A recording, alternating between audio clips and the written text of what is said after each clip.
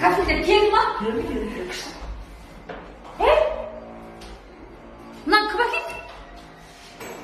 Жіберді? Кім жіберді? Ағамыз жіберді.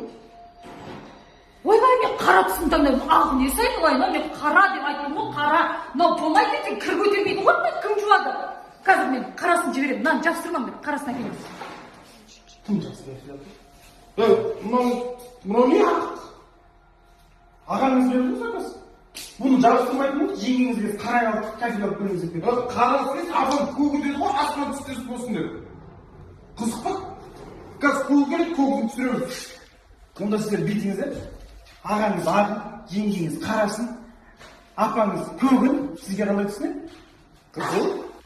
Соның бәрін жинап алып келіңіздер, сен ағам әдемі қылып жабыстырып беріңіз. Қойыңызшы, олай бола ма не?